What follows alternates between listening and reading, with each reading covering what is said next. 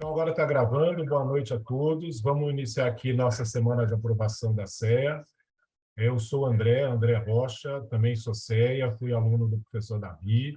Estou agora intensificando meus estudos para tirar meu CFI e já trabalho, né, na área financeira e pretendo trabalhar numa área específica de investimentos. Tá?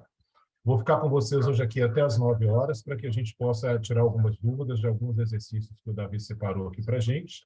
Coloquem no chat aí as alternativas que vocês forem achando, para que eu possa entender aí se tem dúvida no exercício ou não.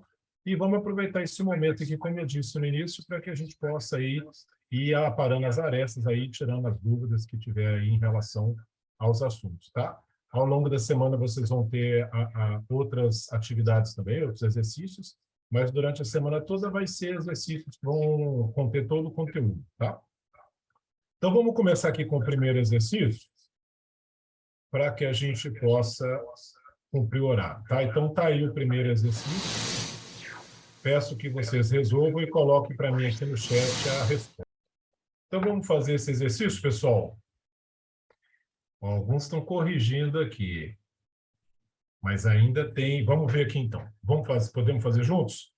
Então, considere as seguintes afirmativas abaixo, né? Número 1. Então, quando a gente tem uma questão dessa, pessoal, a gente sempre tem que lembrar que quando tem opção 1, 2 e 3, a gente já vem aqui embaixo logo e já olha o que está perguntando, para que a gente possa já fazer a leitura entendendo a pergunta. Então, ele está perguntando o que está correto, tá? Porque às vezes tem questão que pergunta o que está incorreto, tá? Então, viu essa questão? Primeira coisa, o que está correto. Beleza, então vamos ver nas alternativas, tá? Então, primeira pergunta, o primeiro ponto aqui, as pessoas naturais ou jurídicas que possuam investimentos financeiros em valor superior a 10 milhões de reais e que, adicionalmente, atestem por escrito sua condição, são considerados investidores profissionais. Está certo. A gente sabe que um investidor assim, com valores acima de 10 milhões não precisa ser na mesma instituição. Pode ser um pouco no Itaú, um pouco no Bradesco, um pouco na XP, mas se ele tem 10 milhões aí num volume global em valores mobiliários, e ele tem que atestar isso por escrito, ele é considerado, de fato, um investidor profissional, tá? Vocês estão me vendo aí aqui no vídeo, gente? Coloquem aí no chat para mim. Ok. Então, a primeira é verdadeira, tá certo, correto. Segunda, as pessoas físicas e jurídicas que possuem investimentos superiores a 1 milhão e que atestem por escrito sua condição são considerados investidores qualificados. Está certo também. Por quê? Porque o investidor qualificado é aquele que tem mais de 1 milhão em valores mobiliários e devem atestar essa condição por escrito. Então, aqui também está certo.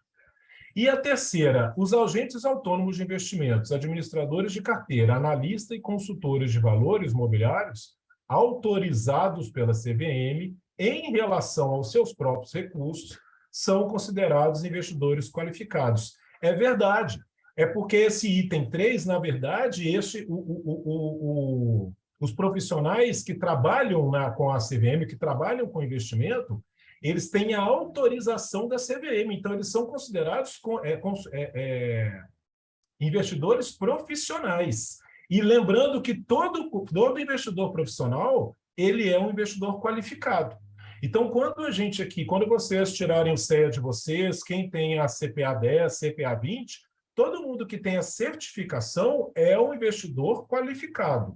Agora, se a pessoa é registrada na CVM, ela trabalha com aquilo, ela se registra e ela paga lá aquela taxa para a CVM periodicamente, então ela é considerada um investidor profissional. E todo investidor profissional, ele é qualificado. Então, esse cara aqui, no número 3, ele é um investidor qualificado. Por quê? Porque ele é um profissional, tá? Então, a gente não pode esquecer que todo investidor profissional é qualificado, mas nem todo o qualificado não é profissional. Então, lembre-se desse ponto, porque esse ponto é extremamente importante. Dentro do grupo dos investidores qualificados, tem o ponto que é os investidores profissionais, tá, gente? Então, aqui as 3 alternativas estão corretas. Portanto, a alternativa correta aqui do exercício é a nossa letra D de Dinamarca, tá?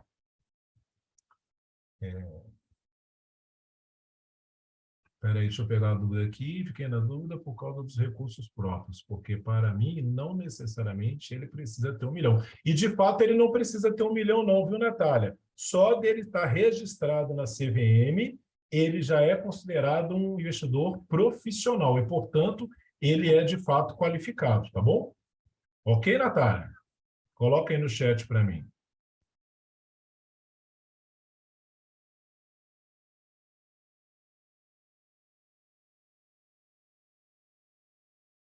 Então, é em relação aos recursos, porque eles são credenciados para trabalhar com investimentos, entendeu?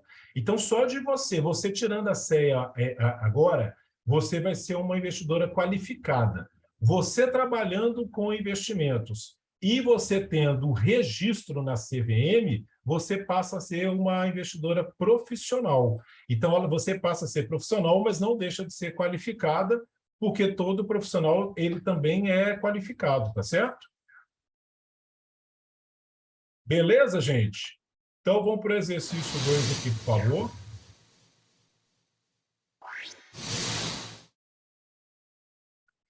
Vamos lá, gente. São fiscalizados pelo Banco Central e responsáveis pela prevenção de lavagem de dinheiro as áreas que cuidam, né? Então, toda instituição, pessoal, como ela responde ao Banco Central aí em relação a esse assunto de lavagem de dinheiro, ele precisa ter uma área específica que cuida disso. Então, o nome correto dessa área é a área de controles internos, tá? Não é a parte de administração do banco, essa área é ligada à área de administração do banco, sim, da instituição, da financeira, enfim, da corretora, mas ela é uma área específica, uma área que cuida desses controles internos, tá? Então, eu não sei aqui quem trabalha em banco se conhece essa área da sua instituição, mas ela tem esse nome de área de controles internos. Então, não é a área da custódia de pesquisa dos bancos, não é a área da segregação, né, entre a administração de fundos e recursos, isso aqui é um outro assunto que a gente vai falar daqui a pouquinho.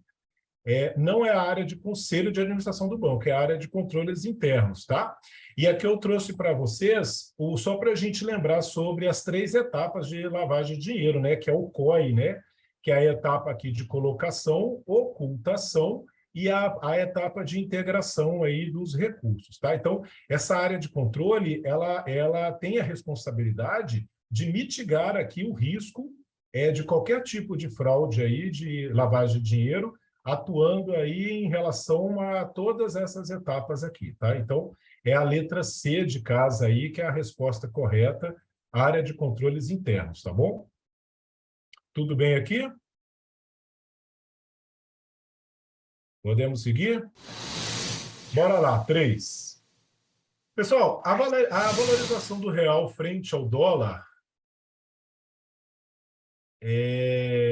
a valorização do real frente ao dólar impacta mais em qual índice, né? Então, quando a gente fala de valorização do real frente ao dólar, nós estamos falando que o dólar está desvalorizado em relação ao real, ou seja, o real ficou mais forte e o dólar ficou desvalorizado, tá? Então, quando tem uma variação cambial, seja ela para cima, seja ela para baixo, o primeiro impacto que tem na nossa economia são com os preços que dependem do atacado. Por que do atacado? Porque o atacado são os grandes empresários, as grandes empresas, que de fato negociam com as importações e exportações.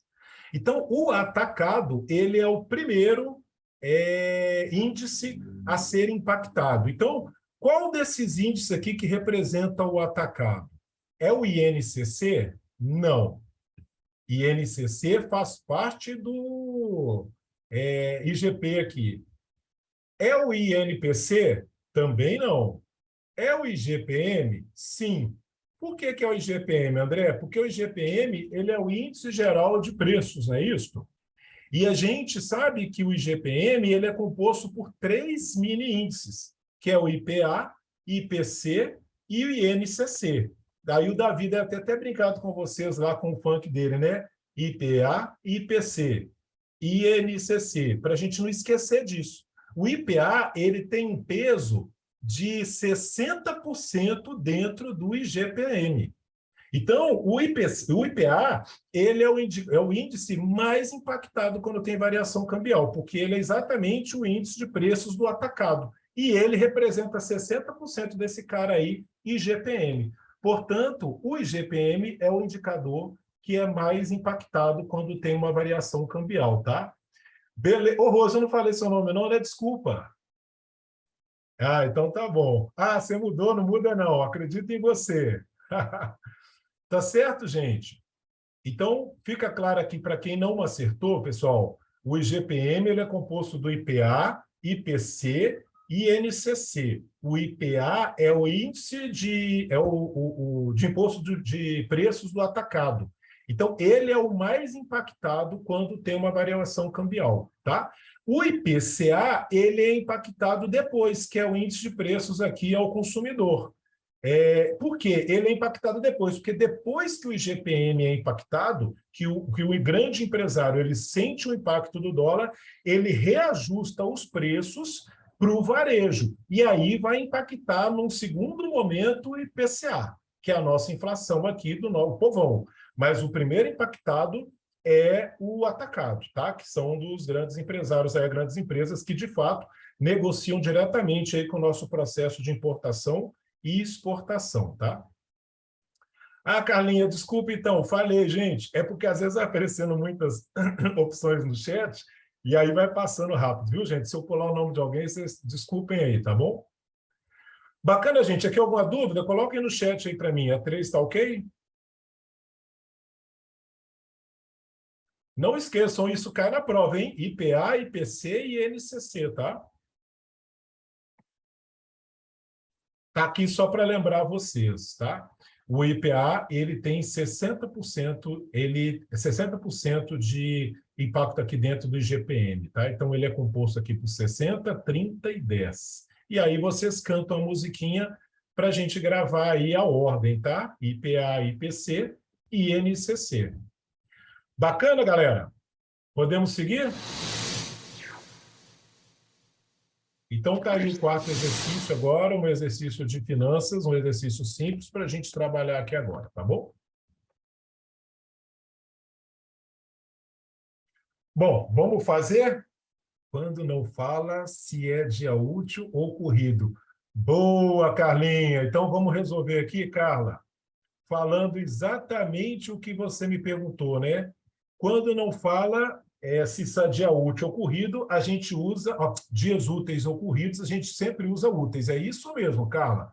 Nós vamos usar dias úteis. Por que nós vamos usar os dias úteis? Porque investimentos só rendem em dias úteis, diferentemente de dívidas, né, gente, que é dias corridos. Então, para pagar, a gente paga com 360 dias. Para receber, nós vamos ganhar em cima de 252 dias, tá? E não de 360, a não ser que o exercício fale, tá, pessoal? Então, a Carla perguntou aqui, Carla, obrigado pela pergunta, é exatamente isso. Este exercício, ele pede uma transformação simples de ano aqui para dia, porém, a gente tem que trabalhar com dias úteis, tá? Porque investimento é dia útil, tá?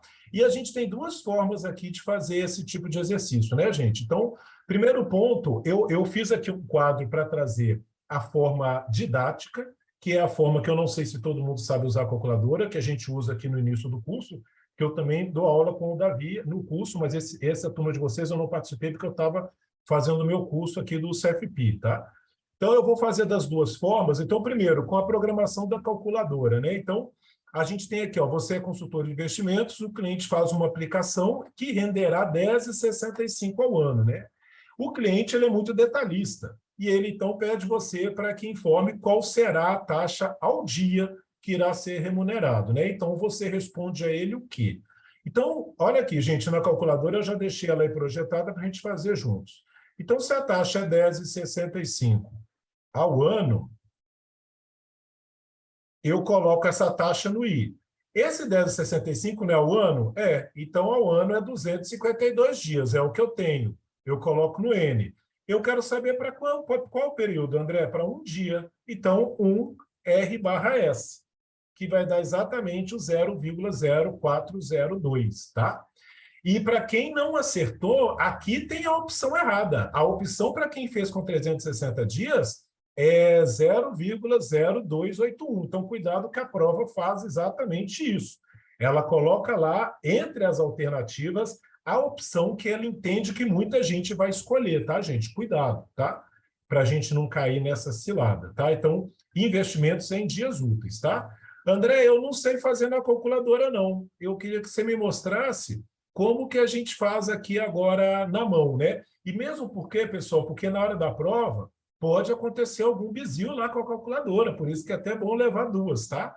Mas se acontecer, a gente tem que saber fazer na mão. Então, vamos fazer aqui na munheca? Então, como é que a gente faz essa transformação, gente, na munheca, tá? A gente vai fazer uma equivalência de taxa na munheca. Eu pego a taxa que eu quero, desculpa, eu pego a taxa que eu tenho, né, que é 10,65, enter. Eu transformo ela em fator. Como? Dividindo por 100 e somando 1, tá certo? Então, pronto, está aqui o fator. Agora, eu vou elevar esse fator, eu vou dar aqui um enter, eu vou elevar esse fator pelo aquele fator quero-tenho. O que que eu quero? No numerador é o que eu quero, no denominador é o que eu tenho. Então, o que que eu quero? Eu quero um dia. Enter. O que que eu tenho? Eu tenho 252 dias. Divide.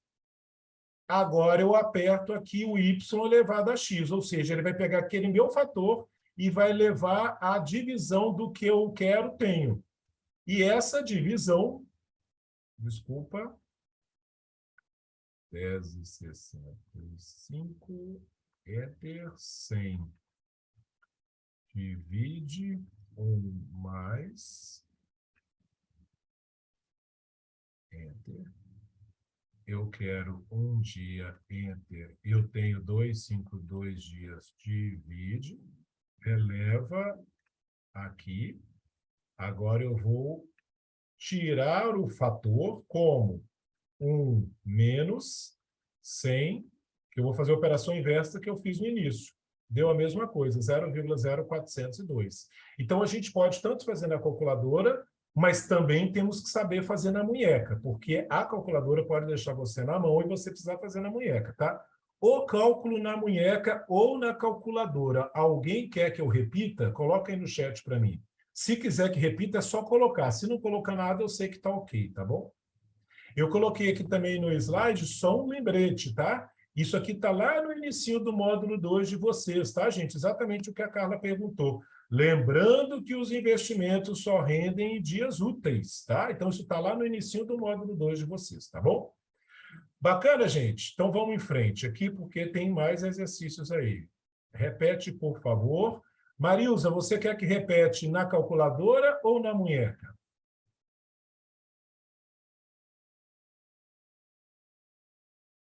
Calculadora? Aqui é mais fácil, ó. Marilza, você vai pegar a taxa que você tem, 10,65. E aí você vai colocar no I. O que que eu ponho no N? Eu ponho no N o que eu tenho. O que que eu tenho? Esse 10,65 não é ao ano? Então, eu tenho ao ano. O ano é 252 dias. Então, eu ponho no N o que eu tenho. 252 dias. E por que que eu botei em dias no N, André? Porque eu quero em um dia. Então, eu botei o que eu tenho em dias porque eu quero em um dia. Então, eu ponho agora o número 1, que é o que eu quero, e aperto o R/S.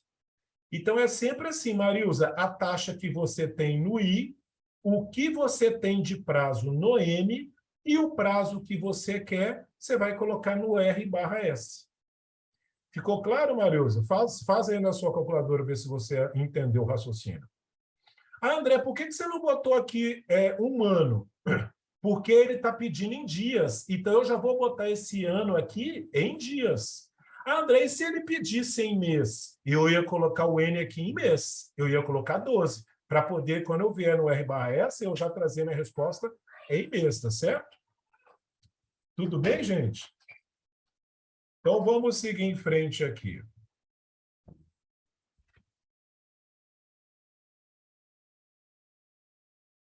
Bom, aqui eu botei o racional da munheca, mas está todo mundo ok, então vamos em frente, tá? Mais uma aí para vocês. Aqui vou até pular os nomes, porque todo mundo está acertando aí. Então, um determinado investimento obteve uma rentabilidade nominal. Ô, gente, pode parecer que são exercícios bobos, tá? Mas na prova, ele cai muito isso. Não diretamente como está aqui, mas ele te dá a taxa nominal para você calcular aí rentabilidades líquidas, então você tem que saber fazer essas operações, tá? Então, aqui, a gente vai ver o seguinte, que um determinado investimento obteve uma rentabilidade nominal de 8%. Para o mesmo período, a inflação foi de 3%. Então, qual que é a taxa real que a gente vai aplicar, tá certo? Dessa aplicação. Então, rapidamente, aqui eu trouxe um quadrinho aqui só para esclarecer, se alguém tiver dúvida. A taxa real, pessoal, é a taxa nominal menos a inflação. Então, a nominal é a real mais a inflação, ou a real é a nominal menos a inflação. Então, toda vez que a gente tiver uma taxa nominal, que a maior parte das vezes vai vir ela nominal, para calcular a taxa real, de fato, eu vou precisar subtrair a inflação, tá? E da mesma forma, eu posso fazer isso fazendo uma subtração. Só que a subtração, a gente sabe que no juros composto não é uma subtração de menos, né, gente? Porque senão não precisava da gente estar aqui num custo do CEA para estar falando desse assunto, né? A matemática mesmo resolvia. Então, aqui, a gente vai fazer, quando a gente fala uma subtração, nós vamos fazer uma divisão de fatores, tá? Então, uma divisão de fatores. Quando é uma soma, é uma multiplicação de fatores. Quando é uma subtração, é uma divisão de fatores. Então, para resolver esse exercício, nós vamos pegar aqui o fator da taxa nominal. Como é que eu acho o fator da taxa nominal? Eu pego ela, divido por 100 e somo 1. Eu vou dividir o fator da taxa nominal pelo fator da inflação. E daí eu vou ter aqui a taxa nominal em fator. Tirando o fator, o que vai acontecer? Eu vou ter a resposta aqui, que é 4,85. Então, na verdade, eu vou pegar aqui o meu 8%, Enter. Eu vou dividir por 100. Aí, Bianca, se tivesse a deflação, eu também vou subtrair, só que em menos com menos vai virar mais, entendeu? Aí eu vou ter que multiplicar, tá? Essa pergunta é boa e é exatamente isso. Na deflação, menos com menos vai virar mais. E aqui, gente, ok? Certo, Bianca? Então, aqui eu divido e somo 1. Beleza, eu já tenho aqui o fator da minha taxa nominal. Eu vou guardar ela aqui na gavetinha 1.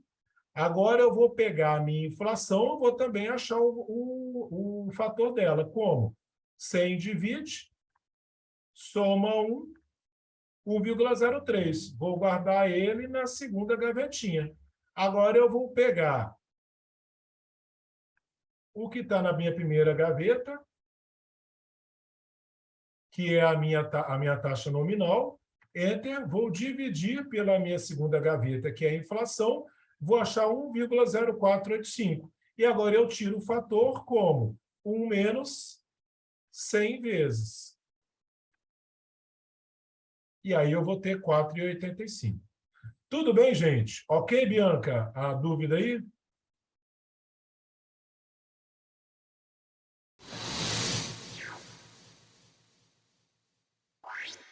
Alô, dona Bianca. Bora lá, gente. Próximo exercício. Carlinha. Rosiane, ok. Bom, vamos fazer juntos, gente? Já é um exercício que gera dúvida, então acho que é importante nós fazermos juntos aqui, tá? Pessoal, então o primeiro ponto é o seguinte, né? A gente falando um pouquinho rapidamente de derivativos aqui, né? Derivativo é exatamente o que deriva de alguma coisa, né? Um contrato que deriva aí de um objeto principal, tá? Quando a gente faz um derivativo, a gente tem alguns objetivos importantes aí, muito voltados com proteção, alavancagem, especulação, arbitragem. O principal objetivo de um derivativo, na verdade, desses que eu falei, é a proteção, né? Porque ele protege o bem ou o ativo contra ali uma variação de taxa, de moeda, de preços. Então, quando a pessoa busca uma opção em relação a derivativos, é que ela está buscando principalmente uma proteção, tá? E nesse cenário, a gente tem duas figuras quando a gente fala aqui das opções, tá? Esse gráfico, ele é os derivativos, a gente tem 4 tipos de derivativos, né? Termo, futuro, swap e opções. Esses gráficos referem-se às opções, tá? E nesse cenário das opções, a gente tem 2 figuras extremamente importantes. Uma figura que é a figura do titular, tá? Que é o cara que compra, ou que ele compra um direito de call, ou ele compra o direito de uma put, ou seja, o titular é o cara que tem o direito de comprar algo ou tem o direito de vender algo. Eu tenho o direito de comprar algo quando eu compro uma call, e eu tenho o direito de vender algo quando eu compro uma put. A outra figura é o lançador, que é o cara que vendeu. Esse cara não tem direito, ele tem a obrigação. Então, se eu, André, comprei um call e eu sou o titular, eu comprei uma call, então eu tenho o direito dessa compra, tá? Então, o lançador, ele tem a obrigação de vender. Então, eu tenho o direito de comprar, porque eu comprei uma call, e o lançador, ele tem a obrigação de vender quando eu quiser exercer esse direito. E o contrário também. Quando eu compro uma opção de venda, quando eu compro uma put, eu tenho o direito de exercer essa venda.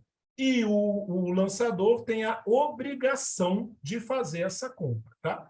Então, esse conceito entre call e put e o lançador e o titular, ele pode ser expresso graficamente, conforme está aqui com vocês, tá? E aí, se vocês me permitem, gente, eu vou tirar da apresentação, porque eu vou trazer um slide aqui para eu fazer um desenho nele, para mostrar para vocês aqui. É 1 minuto, tá? Segura aí para mim só um pouquinho. Ok. Pessoal, então, só trazendo aqui os gráficos que o Davi já mostrou para vocês em aula, e só reforçando aqui, porque eu vi que teve dúvidas aqui, tá? Então, eu achei importante a gente parar aqui para poder reforçar isso aqui, tá? Então, primeiro ponto, olha só o que a gente vai fazer. Quando a gente vê um gráfico, a gente vai sempre puxar, abrir a boca do jacaré, conforme eu estou abrindo essa aqui, deixando essa boca aberta. Se quando eu abro as bocas do jacaré, eu consigo que formar um C, ô, gente, desculpa, mas eu não tenho a tecnologia aqui que o Davi tem, não, tá? Então, aqui eu estou fazendo com o mouse aqui, tá? E não é fácil. Quando eu abro a boca do jacaré e dá para eu desenhar a letra C, é porque esse gráfico representa um call. Quando eu abro a boca do jacaré e o C fica ao contrário, esse gráfico representa uma put. Então, aqui em cima eu tenho um call e aqui em cima eu tenho a opção de put, tá? E como é que eu sei se refere-se ao titular ou se refere-se ao lançador? É simples. Quem paga a put, tá? Então, o titular, para ele ter o direito de exercer, ele tem que pagar por isso. Então, logo de início, quem sai no prejuízo é o titular, porque ele paga. O lançador, que vai ter a obrigação, ele recebe. Então, de cara, ele ganha. Então, olhando aqui para o gráfico e pegando, se eu tenho essa horizontal aqui, ó, observe aqui o ponto que eu estou desenhando. Esse ponto aqui é o ponto 0 do gráfico. Então, se esse gráfico desenhado ele começa abaixo do 0, é porque nós estamos falando de alguém que já começou perdendo. Quem começa perdendo é o titular, porque ele paga pela put, ele paga pelo direito. E se estivesse começando em cima, André, como esse cara aqui, ó. Aqui está o 0. Essa linha horizontal, ela partiu acima do 0. Então, como ela partiu acima do 0, ela está positiva. Então, quem começa no positivo numa opção é quem recebe o dinheiro, que é o lançador, que vai ter a obrigação de fazer a compra ou a venda. Então, este caso aqui, que a linha está acima da horizontal, que esse gráfico começa aqui acima da horizontal do meu gráfico, ele é o titular. Assim como esse cara aqui de baixo, também é o titular. Deixa eu fazer um outro desenho aqui, que aí fica mais fácil. Marca texto, ó. Esta linha aqui começou acima da linha horizontal. Então, ela começou positiva. Quem começa positivo nessa opção é o lançador. Então, esse gráfico aqui, ele é um call de um lançador. Esse de baixo ele também começou aqui, a reta horizontal, ela começou acima do eixo X. Se ela começou acima do eixo X, ela também é do lançador, porque ele começa positivo. Mas como esse C aqui é contrário, esse aqui é uma put do titular. Desculpa, do lançador. Então, aqui eu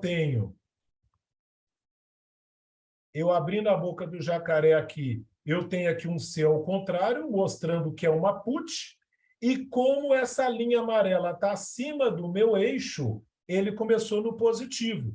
Então, quem começa no positivo é o titular. Então, esse gráfico é uma put do titular, é o titular que fez a venda aqui da put. Esse cara aqui de cima, quando eu abro a boca do jacaré, eu consigo fazer um C. O C de quê? De call. E de quem é esse call, André? É quem está ganhando dinheiro com call. Quem que está vendendo dinheiro com call? Porque ele saiu aqui do lado acima da horizontal, do positivo. Então, aqui é a venda do call. Então, esses dois gráficos esses dois do lado direito referem-se ao titular, os dois do lado esquerdo referem-se ao... Oh, gente, desculpa. Os dois do lado direito é do lançador e os dois do lado esquerdo é do titular, porque é quem saiu já no prejuízo. Olha aqui ele saindo no prejuízo aqui, galera. Ele começou aqui, ó, já na parte de baixo do meu gráfico, abaixo do zero, ou seja, ele já saiu no negativo, ele pagou. Quem paga é o titular. E olha aqui para vocês verem nesse outro gráfico aqui debaixo da put. Essa linha horizontal aqui, ó, se vocês seguirem ela, ela bate também no eixo negativo aqui da minha vertical. Se ele partiu aqui do negativo, se ele está do lado negativo, é porque é alguém que começou já no prejuízo. Quem começa no prejuízo? O titular, porque ele paga pelo direito. Então, esses dois gráficos é do titular e o gráfico do lado esquerdo é do lançador, tá certo? Então, agora vamos voltar lá para o exercício, para a gente poder...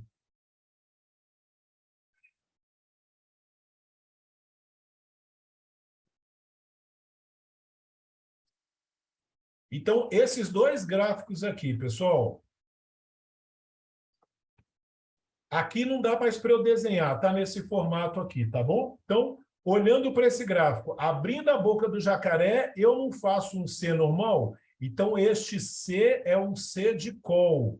E como a linha horizontal está acima, no lado positivo do meu gráfico, quem sai no lucro logo de cara? O lançador. Então, o primeiro gráfico é o lançador de uma opção de compra, uma call. Ao contrário, o segundo gráfico, quando eu abro a boca do jacaré, ele forma um C ao contrário. C ao contrário é put. E se a linha horizontal ela está embaixo, ou seja, no lado negativo aqui do meu eixo vertical, significa que é alguém que já começou no negativo, alguém que já começou no prejuízo. Quem começa no prejuízo pagando? Titular. Então, esse segundo gráfico é o titular de uma opção de venda, de uma put. Então, a alternativa correta é a letra B de Brasil. Tá certo? Dúvidas? Call e put, não tenho dúvida.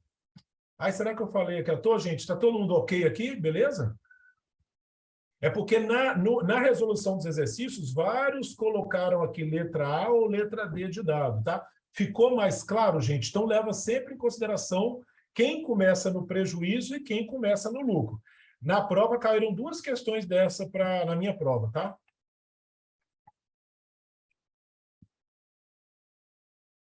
Ok, então, Aretusa, que bom, que valeu a pena, tá? Então, vamos seguir em frente aqui, pessoal. Beleza, agora um exercício de COI. Esse demanda um pouquinho mais de tempo, tá bom? Então, vamos lá.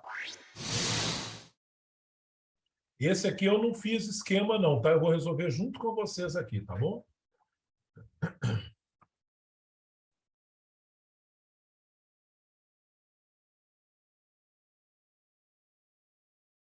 Brielle, não está difícil o exercício, não, viu? Você fez uma carinha aí de difícil? Ou pode falar a verdade? Quando cai um exercício de COI, você tem que dar graças a Deus, que são os mais fáceis. Tomara que a sua prova caia bastante exercício de COI. Tô brincando, viu? Pessoal, vamos resolver juntos, então? Que aí vocês podem ir avaliando aí onde que pode estar errando, entendeu? Alguma coisa que ficou para trás aí, tá bom? Então, vamos lá. Ó, o investidor, ele investiu R$ 100.000 em um COI, tá? Indexado pelo S&P 500, tá? Que é o índice lá da Bolsa Americana. Este COI tem vencimento em 3 anos e tem as seguintes condições. Então, se o COI, nessa variação do S&P 500, ficar abaixo de zero, no período o investidor tem o seu capital nominal protegido. Ok. Segunda condição, se o índice subir até 20, o investidor ganha 15% fixo. Terceiro, se o índice subir entre 20 e 30, o investidor tem um ganho de 120% do DI, mais a variação do S&P 500. E a última condição, se o índice subir acima de 30, o investidor tem um ganho de 100% do S&P. Tá? Então, considerando essas informações, né? Considerando que o COI iniciou com o índice em 2.750 pontos, e no vencimento ele chegou a 3.400 pontos, sabendo que a variação do DI foi de 6,5 ao ano, com base nessas informações, podemos concluir que o resgate líquido desse investidor foi de... Então, bacana. Então, vamos ver aqui primeiro o que a gente tem. Primeira coisa, gente, todas as condições que foram colocadas aqui, elas dependem de quem? Da variação do índice S&P 500. Tá? Então, a primeira coisa eu tenho que saber, André, qual foi a variação desse índice?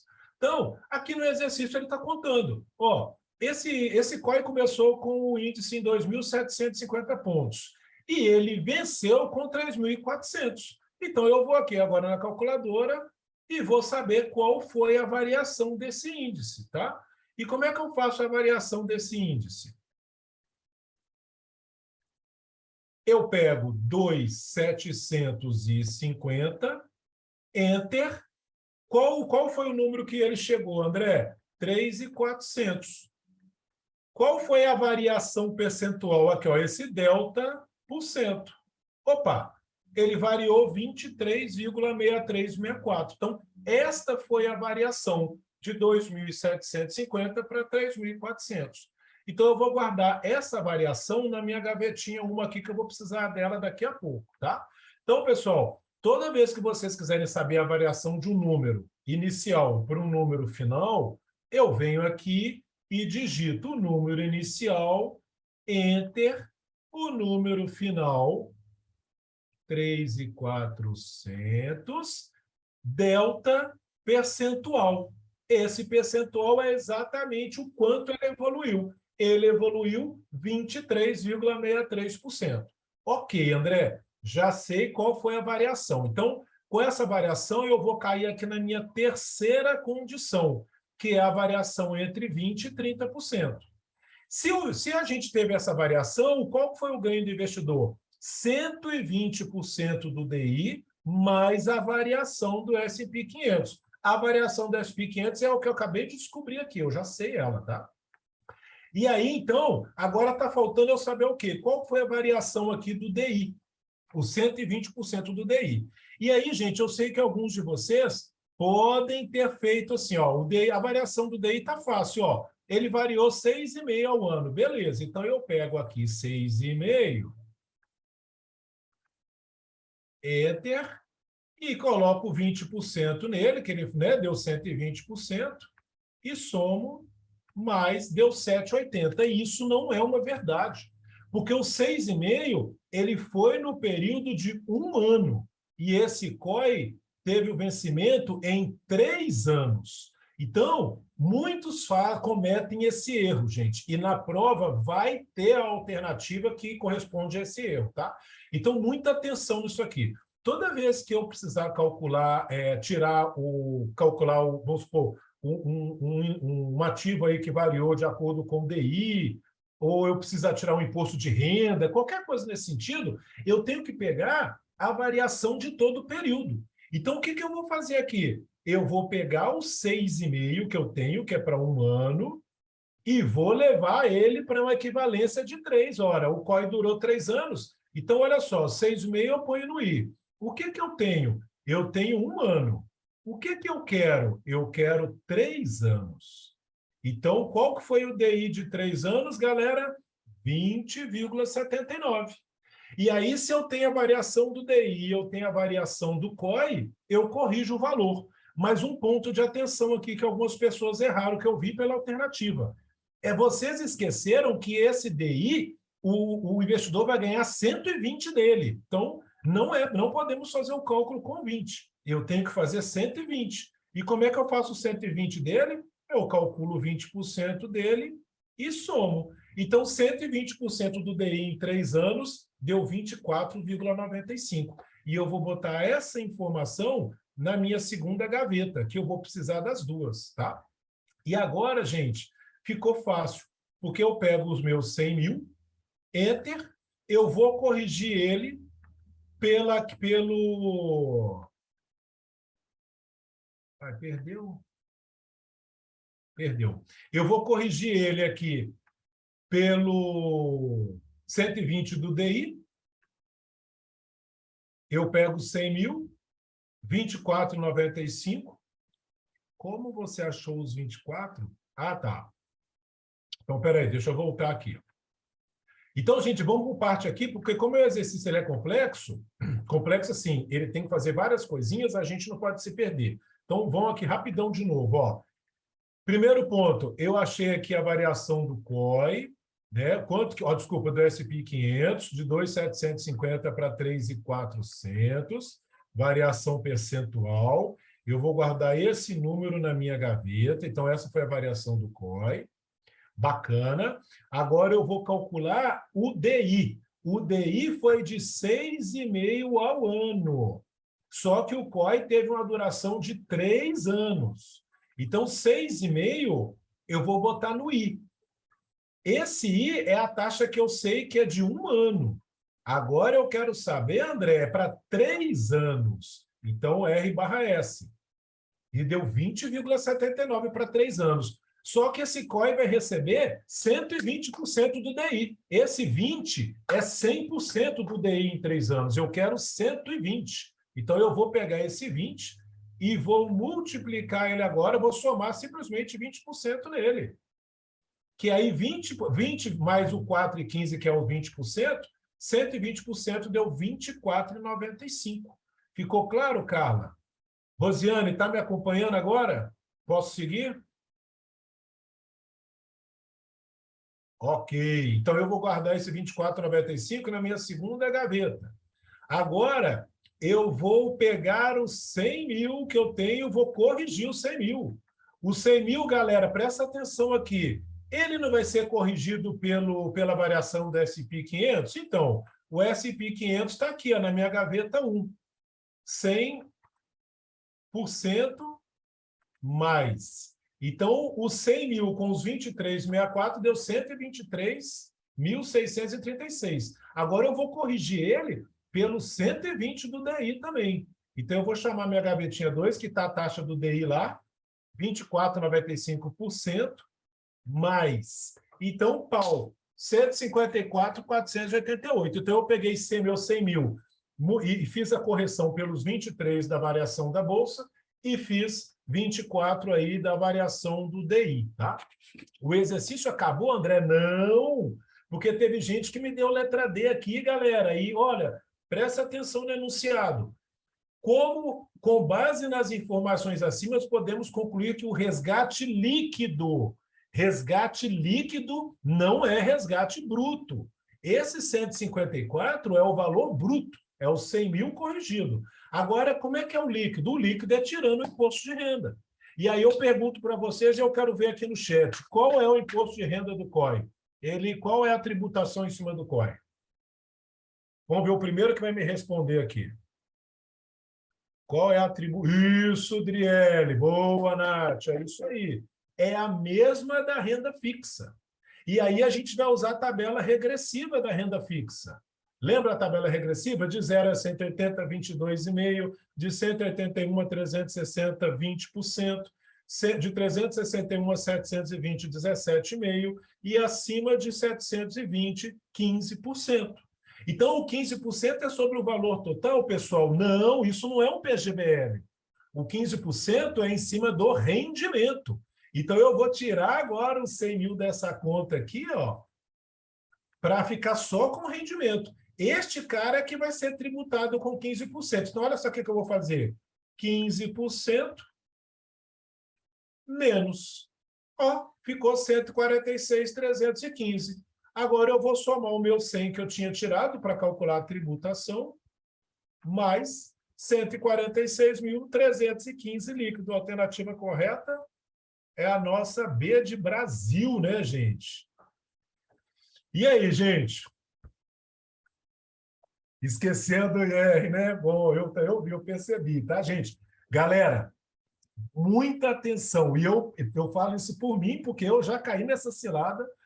O resgate para no final e lê o que está pedindo. Ele pediu, foi o resgate bruto ou foi o resgate líquido? Se for o resgate líquido, eu tenho que ir lá e tirar meu imposto de renda. E da onde sai o imposto de renda, André? Da base tributária. Qual que é a base tributária de um COI? É o valor total ou é o rendimento? É o rendimento. Qual é a alíquota? Tabela progressiva, regressiva.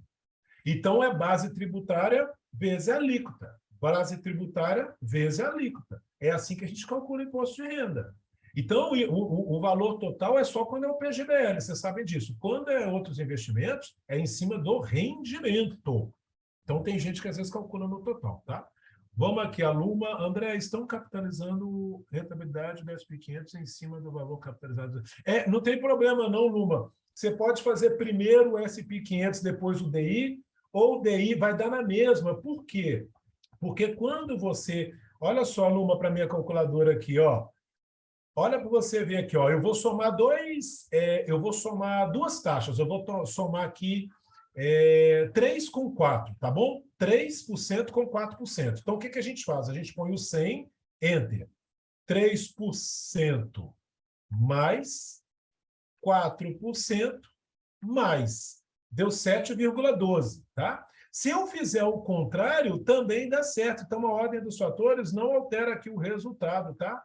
100. Se eu colocar o 4% mais 3% mais 7,12. Então, Luma, não importa essa ordem, tá bom? Quando você está somando, você pode jogar o DI primeiro no 100 mil e depois a variação, ou o contrário, tá bom?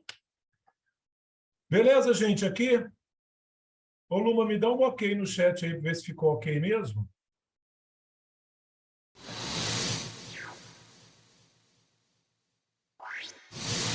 Ok.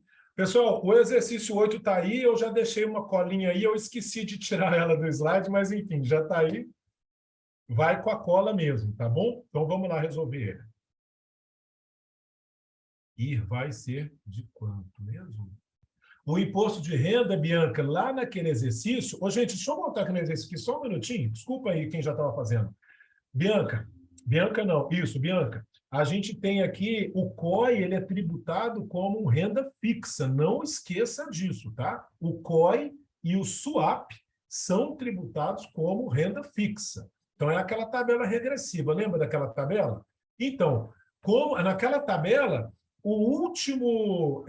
a última alíquota é a de 15%, que é para investimentos acima de 720 dias.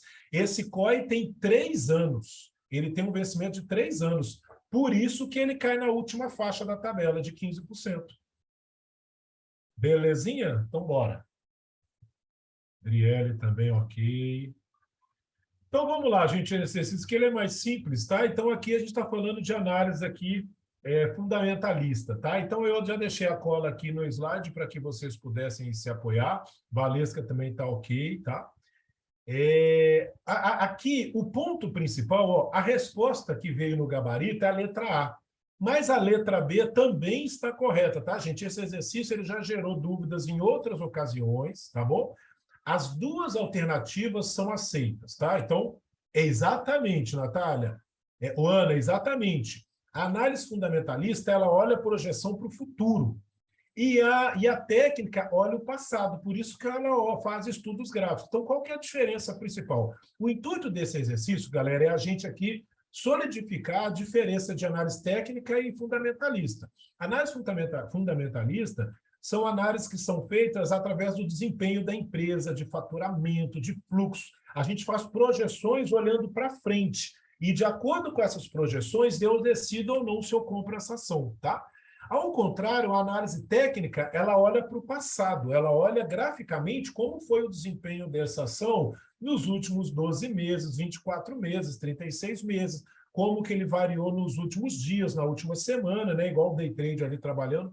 Então, técnica olha o passado e a fundamentalista olha o futuro. Então, a letra A desconta fluxos de caixas projetados para orientar a compra e venda de ações, está ok. Mas também a análise de balanço atual para a gente ver como que está o faturamento atual, o lucro da empresa, porque tem muitas pessoas que adotam aí estratégias olhando exatamente o lucro da empresa para decidir, sabe aquelas empresas novas que estão começando, ali as startups, as empresas de tecnologia, para a gente, eu vou investir nessa empresa. Então, eu olho ali o índice PL dela para a gente ver como é que está o lucro, como é que vai ser o retorno, enfim. Então, a letra B também ela olha para esse futuro e ela também é aceita como resposta aqui, tá certo, gente? Pode cair. Nesse exercício aqui, Rose, sim, tá? Na prova não vai cair um exercício assim, não, tá? Esse exercício aqui, nós já chegamos à conclusão que as duas alternativas, da forma que elas foram colocadas, ela aceita, tá? As duas aqui. Então, neste exercício aqui está desse jeito, tá? Mas, de fato, o balanço e o fluxo de caixa são indicadores que são avaliados para quando a gente quer trabalhar aí numa análise fundamentalista, tá? Mas na prova não vai cair assim, não, tá? Na prova vai estar bem mais claro, para que a gente não tenha esta divergência, não, mas duas alternativas dando ali a mesma resposta, tá? Bora lá. 9. Então, vamos lá. Ô, gente, eu vou andar um pouquinho mais rápido no exercício mais simples para a gente investir mais tempo em exercício elaborado, tá? E nós vamos ficar até as 9, então bora lá. Característica que diferencia os contratos a termos de contratos futuros, né? Então, só para a gente lembrar que o que eu falei agora há pouco para vocês dos derivativos são contratos utilizados ali, então, muito voltado para proteção. O contrato a termo, né, ele tem uma característica de ser um contrato não padronizado, né? Então, por que ele é não padronizado, André? Porque ele pode ser, a gente pode negociar qualquer coisa nesse contrato, tá? Então, eu quero comprar a sua safra de laranja do ano que vem. Então, a gente pode colocar nesse contrato qualquer objeto para a gente poder fazer esse acordo, né? Fechar esse contrato. A gente pode colocar qualquer prazo, qualquer taxa, qualquer garantia. Então, o contrato a termo ele não é padronizado, tá? Essa é a característica do contrato a termo. Já o contrato futuro é o contrário. O contrato futuro ele é um contrato só negociado na B3, tá? Só a B3 que tem um contrato futuro. E por estar na B3, ele tem uma padronização, tá? Ao contrário do contrato a termo que não tem. E por ele ter essa padronização, ele permite fazer ajustes diários que é feito diretamente pela B3, né? Esses ajustes é porque quando a gente fecha ali um contrato futuro, por exemplo, de R$100, esse ativo ele pode variar para cima de 100, para baixo de 100, e nessa variação, à medida que ele vai variando, a B3 ela vai lá na minha reserva que eu deixei de garantia e vai fazendo o ajuste diário para garantir que no final, no vencimento desse contrato, tenha dinheiro guardado o suficiente para eu pagar o comprador, tá? Então, este ajuste diário que a B3 faz, ela traz uma segurança maior para a operação e ela só é possível porque aqui eu tenho um contrato padronizado. Então, a alternativa correta desse exercício é a alternativa A de aprovados, tá? A diferença entre eles é que existe um mecanismo de ajuste diário que é feito pela B3, à medida que o preço do contrato vai variando, a B3 vai lá e vai pegando dentro das reservas que o comprador e vendedor deixaram, ele vai pegando valores lá para ir fazendo esses ajustes diários de acordo com a variação do preço para dar aí uma garantia maior para a operação no vencimento dela, tá, gente? Então, a alternativa certa é a praticamente todo mundo acertou, teve uma ou outra resposta que não foi a correta. Então, data de vencimento fixada pelas bolsas no contrato a termo. Não é data fixada pela bolsa. Contrato a termo, você pode fazer do jeito que você quiser, com a garantia que você quiser, com o bem que você quiser, no prazo que você quiser. Letra C, por que ela é falsa? Não obrigatoriedade de depósitos à margem nos contratos futuros. É o contrário. A não obrigatoriedade está no contrato a termo. O contrato futuro ele tem obrigatoriedade, sim, que é esse ajuste diário que a B3 faz. Letra D, por que ela está errada? Padronização no contrato a termo. Mentira. O contrato a termo ele não é padronizado. O contrato futuro é uma evolução do contrato a termo, e por isso ele vem com a padronização e com a possibilidade do ajuste diário, tá? Um ponto importante, contrato futuro só tem na B3, tá, gente? Importante a gente saber que é na Bolsa, tá? E aqui eu trouxe só uma mensagem do mercado futuro para vocês, que é isso que eu acabei de explicar, tá bom? Bora lá. Sobre taxa de administração. Essa é para todo mundo acertar, hein? Bacana. Sobre taxa de administração. É uma taxa fixa expressa em percentual ao ano, que é cobrada e deduzida diariamente. Letra B. É uma taxa fixa expressa ao ano, mas cobrada anualmente. Letra C. É uma taxa variável. Ela é expressa em percentual ao ano e é cobrada diariamente. E a letra D é uma taxa variável expressa em percentual ao ano e cobrada semestralmente. Gente, então aqui todo mundo acertou. Eu vi só uma resposta aqui que não está ok. Então, só para a gente alinhar aqui. A taxa de administração ela é uma taxa de percentual, de fato, ao ano, mas que é cobrada diariamente. Por que diariamente? Porque todo dia faz a marcação a mercado. Então, se eu quiser resgatar meu fundo amanhã, o banco já tem que ter cobrado a taxa de administração hoje. Porque amanhã, se eu levar o dinheiro, como é que ele vai cobrar ano que vem? Olha a letra B aqui, ó. Anualmente. Não faz sentido. Anualmente, o Andrezinho já foi embora, já resgatou o dinheiro e já está lá na Ilhas Caimã. Então, a gente tem aqui, como resposta correta, a alternativa A de aprovado, é uma taxa expressa ao ano, mas que é cobrado diariamente. Por isso que se faz lá a marcação ao mercado. Não é só por isso, lógico, mas ali a gente tem que fazer o ajuste dos preços dos ativos, a cobrança da taxa de administração. Então, todo dia o banco divulga o novo valor da cota para que quem quiser aplicar ou resgatar tenha ciência e dê clareza a essa informação, tá, gente? O principal intuito aqui da taxa da marcação a mercado é evitar a transferência de riqueza, né? Que pessoas possam resgatar mais do que de fato vale a cota ali, tá bom? Então, aqui é só para a gente reforçar que a taxa de administração que a gente acabou de falar, tá bom? Bora para o 12? Valesca, iPhone. Gente, vocês estão dando show, gente, na prova.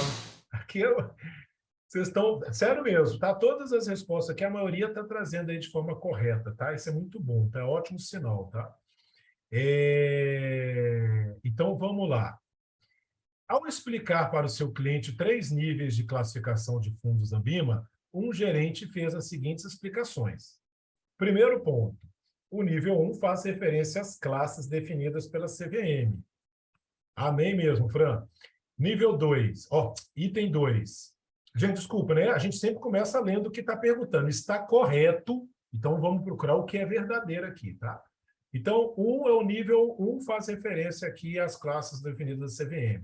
O nível 2 identifica os tipos de gestão de risco. O 3 identifica as estratégias de investimento. E para responder essa pergunta, a gente vai lembrar um pouquinho lá da dança do CREO, né? Do famoso CRE.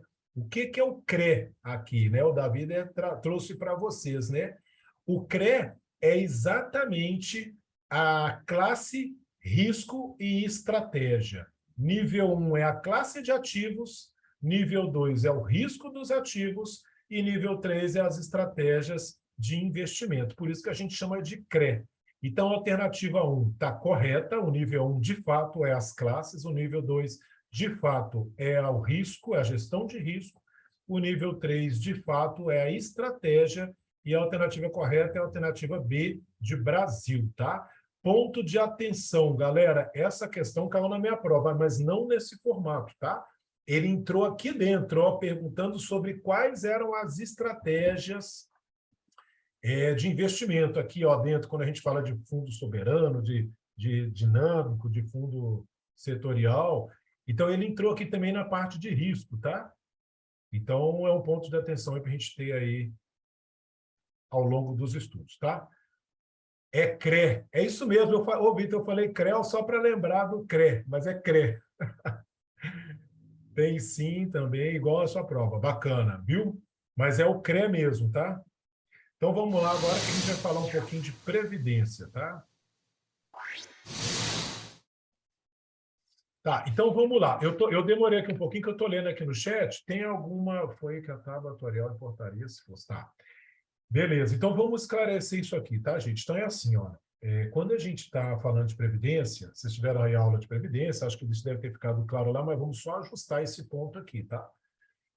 Quando, primeiro, o que é essa tábua atuarial, né? A tábua atuarial, então, é um conjunto que é utilizado, é um conjunto de fatores que são utilizados para a gente poder calcular a expectativa de vida para cumprir os pagamentos, tanto o INSS quanto as seguradoras. Então, ela tem uma tábua onde tem alguns fatores, aí tem ali um cálculo, uma estatística, para avaliar qual é a expectativa de vida daquela pessoa, o padrão de vida, né? E aí calcula ali o benefício da pessoa, tá? Então, essa tábua, ela é extremamente importante quando a gente está falando de renda vitalícia. Porque na renda vitalícia, o que significa o vitalício? É uma renda perpétua, até eu morrer. Tá? Até eu morrer, eu vou receber. Então, o cálculo em cima disto, ele vem diretamente dessa tábua atuarial. E, de fato, quanto mais antiga for a tábua, melhor é para o cara que vai ser beneficiário. Então, quanto mais antiga a tábua eu conseguir pegar, melhor para mim. Tá? Este exercício, ele fala o contrário. Ele fala que o cara aqui, ó, o cliente, ele tem 45 anos, vai pegar um VGBL, vai usar essa tábua aqui de 83, que é uma tábua boa, né? E o objetivo desse cliente é converter a reserva em renda por prazo certo aos 60 anos. Ele recebe uma proposta de portabilidade. Ó, isso muitos de vocês fazem no banco, hein, gente? Presta atenção nesse exercício. Se bem que esse exercício não, eu vou prestar atenção numa coisa que eu vou comentar aqui. Ele recebeu a proposta de portabilidade para um fundo igual, com taxa de administração menor. Opa, a taxa de administração é menor, isso é muito bom, né, gente? Quando a gente procura fazer uma portabilidade, a gente quer ganhar mais, a gente quer um banco que me pague, que me cobre uma taxa de administração menor, que tenha ali um maior excedente financeiro para potencializar o meu ganho, né, que me dê uma rentabilidade maior. Então, é isso que eu estou buscando. Então, a tábua atuarial, ela é extremamente importante quando se fala em renda vitalícia. Quando eu estou falando de prazo certo, a tábua atuarial, ela não é importante, porque o prazo para recebimento é certo. Então, você não tem que preocupar em fazer continha de expectativa de vida do André, é prazo certo de 20 anos. Se a gente fechar em prazo certo, eu vou receber em 20 anos. Se eu falecer, o meu beneficiário recebe até completar os 20 anos. Então, a tábua atuarial, ela deixa de ser importante quando estamos falando de prazo certo. Pessoal, presta atenção no que eu estou falando, porque essa pergunta vai cair na prova. Quando é renda vitalícia, ela é importante. E eu só devo migrar se tiver me oferecendo uma tábua pelo menos igual que eu tenho. Pelo menos igual. Agora, se é prazo certo, a tábua é indiferente. Então, qual é a melhor recomendação a esse cliente? Migrar o plano para o fundo com menor taxa de administração independente da tábua. Porque se a tábua é independente, eu vou buscar onde me dá uma rentabilidade melhor. Opa, se aí no seu banco a administração é menor, significa que minha rentabilidade vai ser maior, vai sobrar mais para mim. Então, eu estou indo embora. E aí o ponto de atenção que eu quero falar com vocês, eu sei que eu estou falando aqui com vários gerentes de banco, como eu sou. temos que tomar cuidado na hora de fazer a oferta de portabilidade. Porque se o cliente é renda vitalícia, se vocês fazem a portabilidade, ele pega a tábua atual de hoje. E a de hoje é aquela de 2015, se não me engane. E se ele tem a de 83, você vai acabar com o benefício desse cliente. Então, tomem muito cuidado ao ofertar a portabilidade. Se for renda vitalícia, você só pode ofertar se tiver com uma tábua pelo menos igual. Agora, se o cliente quer migrar, é por conta dele, mas a gente não pode fazer isso aqui por engano, porque a gente vai lesar e muito esse cliente, tá? Ele vai ficar muito lesado. Porque se eu trocar a tábua atuarial, eu vou acabar com o benefício dele, porque a tábua de hoje ela é mais espremidinha, né? É mais apertada. As mais antigas são mais folgadas, né? Tem uma renda maior, tá? Algum ponto aqui, gente? Ele escolhe o tipo de recebimento somente na concessão. Odri, ele tem até uns momentos antes de alterar para B, ele está lá na fase de diferimento, que é a fase que ele está acumulando. Para quando ele chegar na fase de recebimento do benefício, antes dele entrar nessa tábua, eu não sei te falar que é um certo período, tá? Tem um prazo. Se eu abrir a apostila aqui, olha, tem um prazozinho, até lá eu posso falar como eu quero. Depois disso, acabou. Acabou, tá? Então, beleza, vamos para 14. Gente, vocês querem pegar uma água aí, 5 minutos?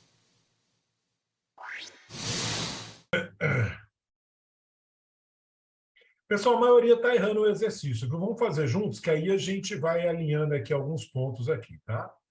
Primeira coisa, eu zerei HP. O senhor Otávio pretende se aposentar daqui a 15 anos e com valor de 1.500.000, tá? Bacana. Sabendo que ele aplicou hoje em um plano de previdência regressivo, né, com o valor de 300 mil, e que esse investimento apresentou rentabilidade constante de 9% ao ano, qual é o valor qual o valor que o Otávio deverá aplicar mensalmente, começando hoje, para atingir seu objetivo, tá, gente? Então, aqui tem 2 pontos extremamente importantes. Começando hoje. Quando a gente fala que o cara está começando hoje, né? Lembra lá quando a gente vai comprar que você paga no ato? E se eu estou começando hoje, né, antecipado, existe um negócio chamado Begin, que eu tenho que acionar. Por quê? Porque eu estou pagando no ato, eu estou começando agora. Eu não vou começar daqui a 30 dias, eu vou começar hoje. Tá? Então, esse é um primeiro ponto, tá? Que o Guilherme tinha me perguntado aqui, qual é a pegadinha? O Vitor. Entendeu, Vitor, esse ponto? Segundo ponto importante, galera. Quando a gente vai... O segundo ponto eu vou mostrar para vocês aqui no meio do caminho. Então, primeira coisa aqui, gente, a gente vai usar aqui as 5 letrinhas da nossa HP. Ela que vai ajudar a gente aqui a fazer o cálculo. Então, primeiro ponto, eu vou trazer a resposta correta. A resposta correta é a letra C. Tá? Algumas pessoas me deram aqui a letra D. D de dado. Errou por quê? Porque a letra D de dado é sem o begin. Com o begin, ela dá a letra C, 102. Então, ponto de atenção. Quem não colocou o begin achou 1.110. Tá?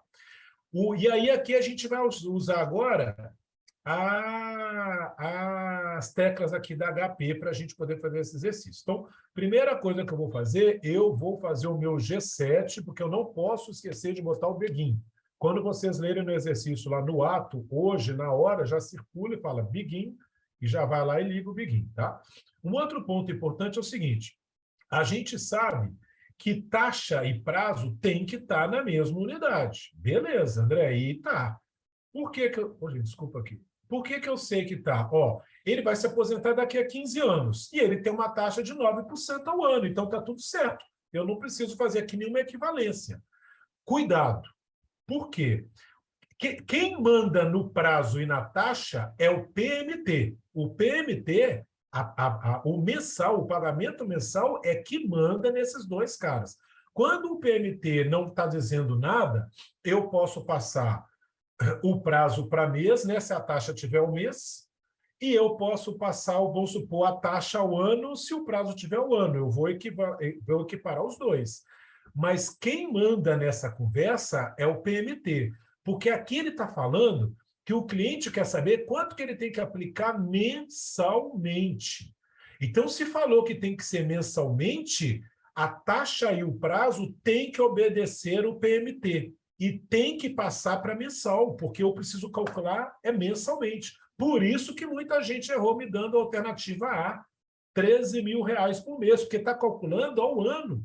13 mil seria no ano, mas esse valor não está correto, porque ele está calculando como se fosse um valor fixo no ano. E tem uma correção mensal. Né? O 9% ao ano tem uma correção mensal. Então, quando o PMT fala, ó, eu quero mensalmente, taxa e preço vai ter que ir junto, ó, taxa e prazo vai ter que ir junto, todo mundo vai ter que ir para o mensal, obrigatoriamente, tá, gente? Não é opcionalmente, é obrigatoriamente. Então, como eu estou falando de um PMT, uma parcela mensal, obrigatoriamente o prazo tem que ir para 180 meses, que são 15 anos, a taxa que é de 9% ao ano, ela vai para o mês. Lembrando, como é que você fez essa taxa ao mês, André? Eu peguei aqui, ó, a taxa não é 9% ao ano, então eu ponho 9 no I. Ela é ao ano, então ela é para 12 meses no N. Eu quero para um mês, R/S, e eu tenho a taxa aqui de 0,7207. Então, vamos montar e chamar as teclinhas da HP. Já está no Begin? Tá. Então, bora lá. 0,7207 é o meu I.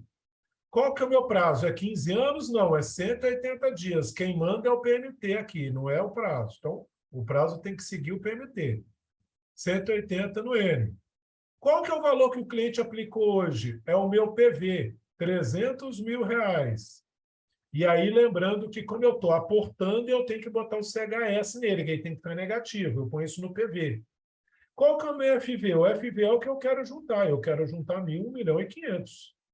Quem dera, hein, gente?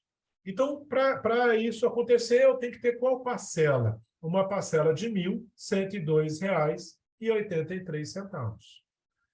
E aí, gente, imediatamente que o exercício está pronto, o que eu faço? G8. Eu tiro o Begin. Sabe por quê? A coisa mais comum que tem é você calcular o próximo exercício com o Begin e errar o próximo, porque o próximo é sem Begin. E muitas vezes a prova põe um exercício seguido do outro. Um com Begin e um sem Begin, para que você, às vezes, se ficar despercebido. Então, acabou o exercício, já tira o Begin na hora. G8. Quer colocar o Begin? G7. Tirar o Begin. Pessoal, alguma dúvida nesse exercício? Quem errou botando letra D, não botou o Begin. Quem errou colocando letra A, não seguiu o PMT. O CPMT falou que era mensal e vocês continuaram no anual, tá? Se tivesse falado que ele já tinha um VGBL de 300 mil, era só diminuir 1.500.000. 1.200.000, ele já tinha. Não, Ana, na verdade, se ele falar que ele já tinha, eu ia manter os 300 lá no PMT, porque o PV, desculpa, PMT, o PV é o valor que eu tenho hoje. E o FV é o valor que eu quero no futuro. Então, se ele falasse assim, ó, o cliente já tem lá 300 mil, e aí quanto que eu preciso juntar para poder chegar no 1.500.000, eu ia manter colocando os 300 lá e 1.500.000. A diferença, talvez, é que talvez eu não falaria hoje, aí não precisaria do Begin.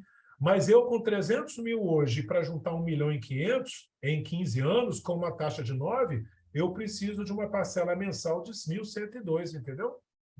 É, exatamente, Ana. Esse aplicou hoje, foi a entrada, foi esse valor.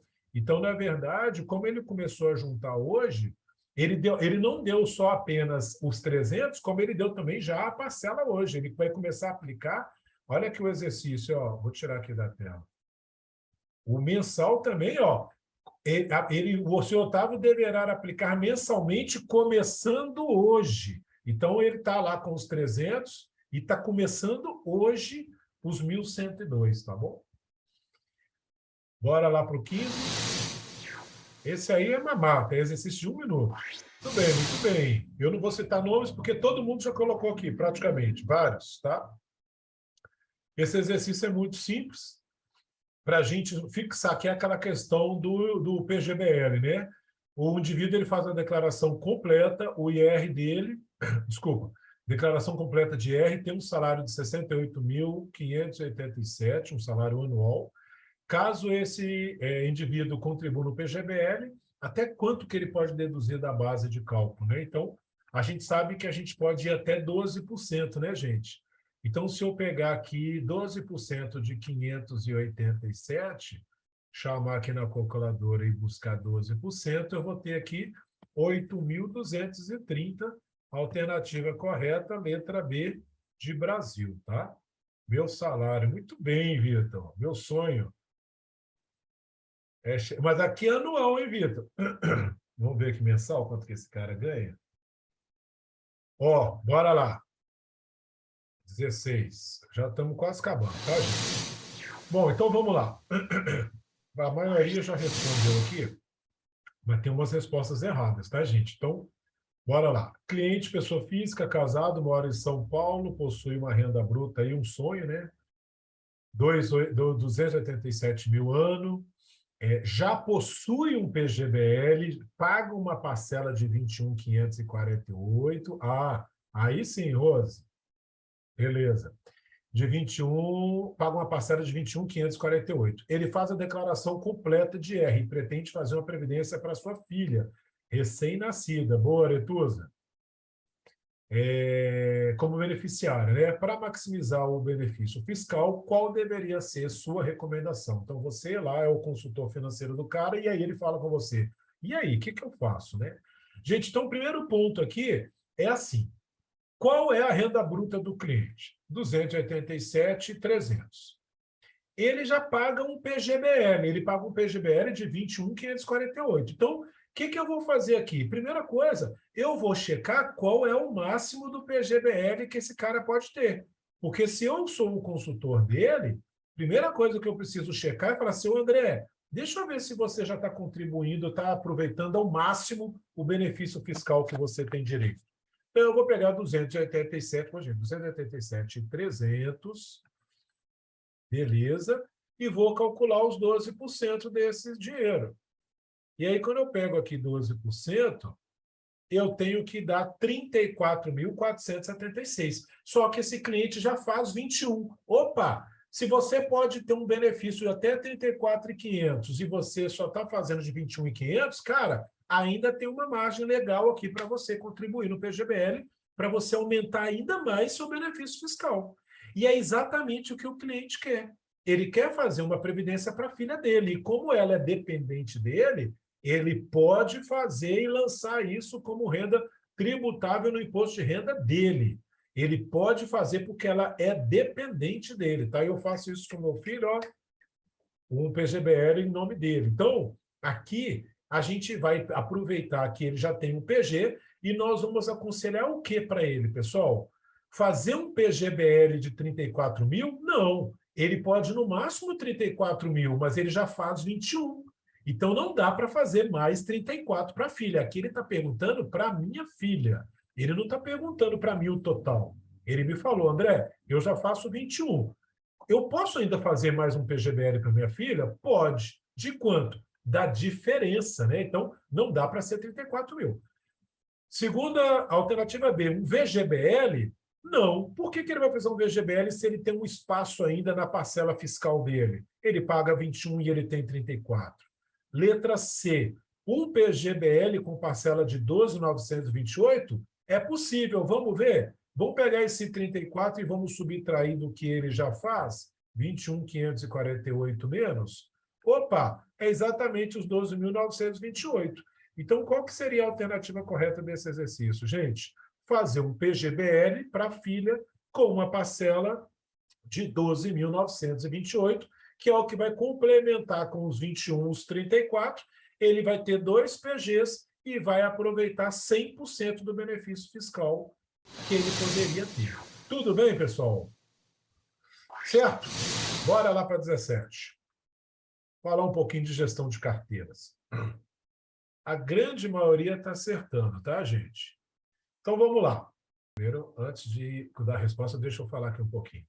Considerando os ativos com correlação diferente de 1, tá? O gestor que deseja diminuir o risco de uma carteira deve adotar uma estratégia de, tá, gente? Então, primeiro ponto, gente, o que é o coeficiente de correlação, né?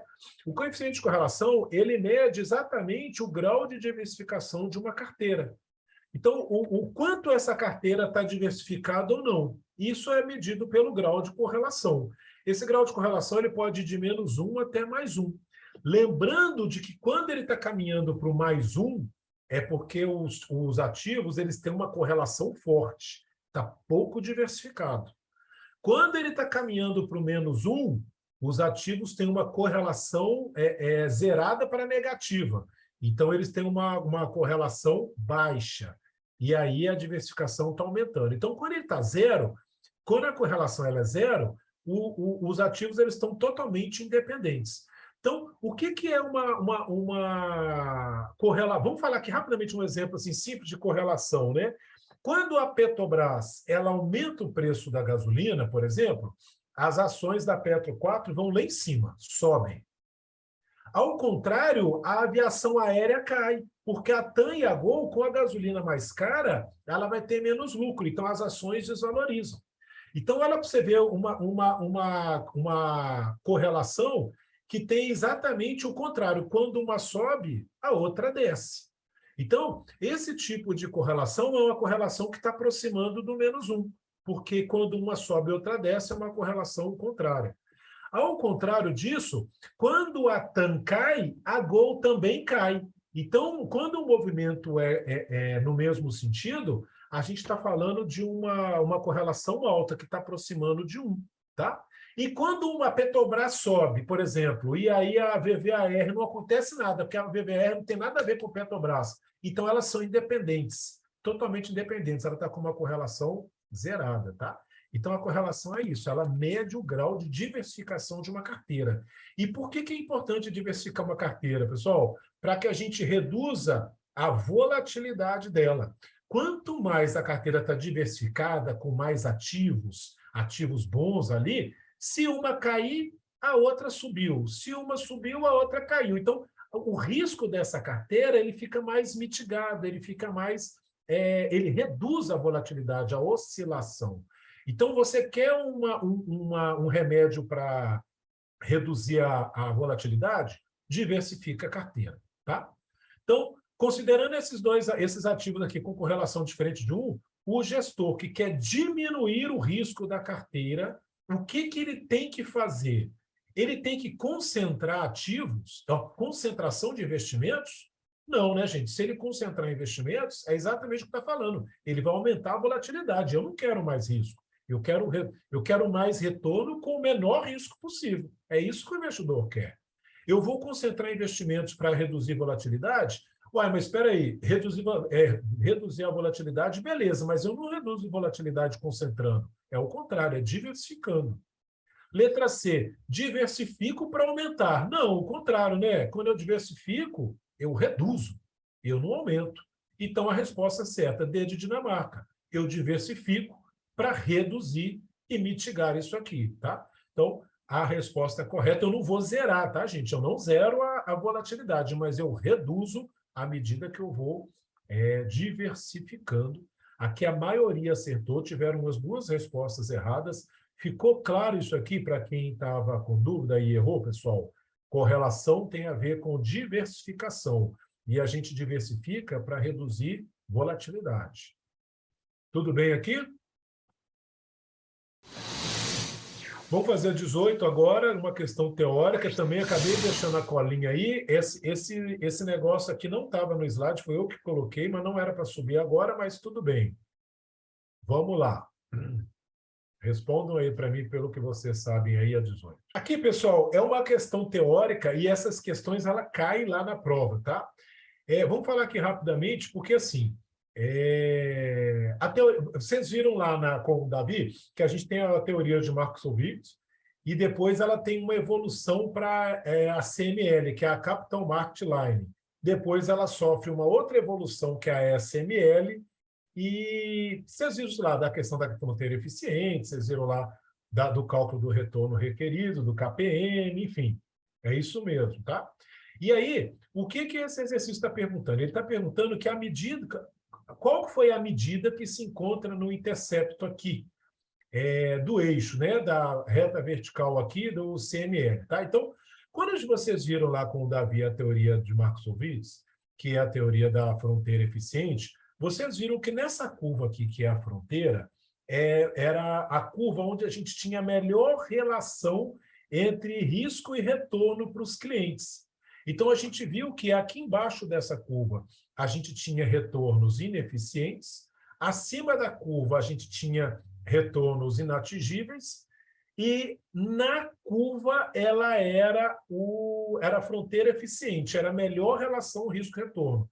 Não é que a rentabilidade tem que ser melhor, ela tem que ter uma melhor relação risco-retorno. E isso acontecia exatamente aqui na fronteira, tá?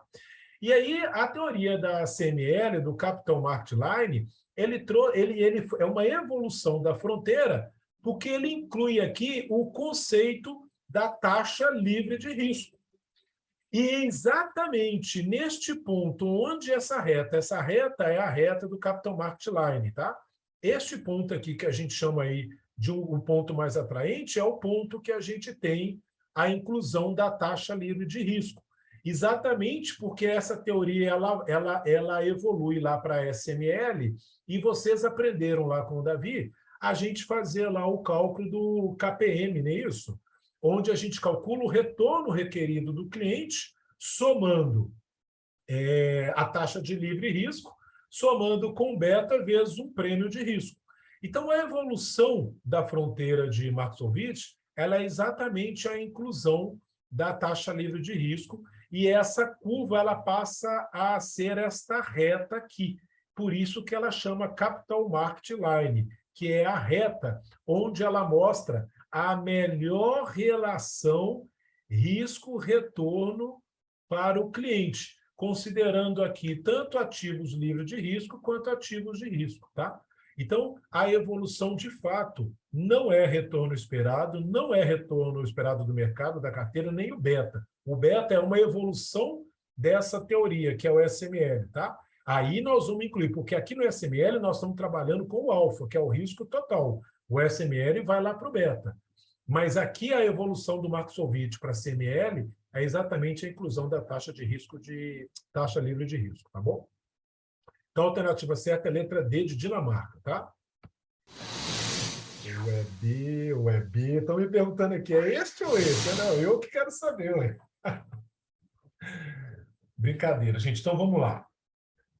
Primeiro ponto aqui, a gente está falando de um investidor que possuía todo o seu capital investido em ações, tá? De uma companhia petroleira, tá? Ele resolveu vender todas as ações para comprar 5 ações de uma empresa de diversos setores. Então, ele está trabalhando aqui na diversificação, né, gente? Ao tomar essa atitude, ele está diluindo o quê, né? Então, olha só, pessoal, primeiro ponto, a gente tem lá, eu vou mostrar para vocês aqui uma tabelinha, mas antes de mostrar a tabela, só para a gente lembrar o que vocês viram com o Davi, tá? A gente tem lá o risco total de um sistema, que é dividido em risco sistêmico e risco não sistêmico. O risco sistêmico é o risco do sistema, é o risco que é do risco do mercado, que é um risco que a gente não consegue diversificar. Por exemplo, quando aconteceu a pandemia, adiantava eu vender a ação da Gol e comprar a ação do Itaú? Não, pessoal, quando veio a pandemia, foi um risco do mercado inteiro, tudo desabou de uma vez só. Então, o risco sistêmico, que também é chamado não diversificável, é um risco que a gente não consegue atuar pela diversificação. Isso é um risco instaurado do mercado, tá? Ao contrário disto, eu tenho o risco sistêmico, o risco não sistêmico, que é um risco que eu chamo de diversificável. Por que ele é diversificável, André? Porque o risco não sistêmico, ele não depende do sistema, ele depende do risco do ativo. Então, ele depende, eu posso controlar esse risco fazendo diversificação. Então, esse risco, por exemplo, vamos falar de um risco aqui sistêmico, não sistêmico, por exemplo, né? O preço do petróleo sobe, a ação da Petrobras também sobe. Então, a guerra lá da Rússia com a Ucrânia está impactando no petróleo, que está aumentando a ação da Petrobras. Isso não é um risco do sistema todo, isso é um risco da ação da Petrobras estar valorizando. Eu sei que a guerra a gente está impactando no mundo todo na pressão inflacionária, tal. Mas eu estou querendo só dar um exemplo aqui de que quando só um ativo é impactado, eu estou falando de um risco não sistemático. Então, é um risco que dá para a gente diluir ele através de diversificação, tá? Então, deixando isso mais claro, eu trago para vocês aqui a diferença de risco sistêmico e risco não sistemático, tá? Então, lembrando desse gráfico que o Davi mostrou para vocês, essa parte laranja é o risco sistemático, que é o beta, medido pelo beta, que vocês conhecem o beta. Esse cara aqui de cima, debaixo dessa hipérbole aqui, desse gráfico hipérbole, esse cara branco, é o risco não sistemático. E ele todo, esse gráfico todo aqui somado, ele é o nosso desvio padrão, que é o risco total. Então, reforçando, o risco sistemático, ele não é diversificável. Não adianta diversificar. Na pandemia, adiantou diversificar alguma coisa, pessoal? Não. A bolsa estava no chão para todo mundo. Risco não sistemático é o risco diversificável, que eu consigo diversificar através de comprando mais ações, que foi exatamente o que esse investidor fez. Ele possuía ações só da companhia petroleira e ele resolveu vender e comprar de setores distintos, porque ele queria diversificar, ele queria mitigar, reduzir o seu risco não sistemático, ou chamado diversificável. Por isso que a alternativa correta é a letra B de Brasil. Ficou claro isso, gente?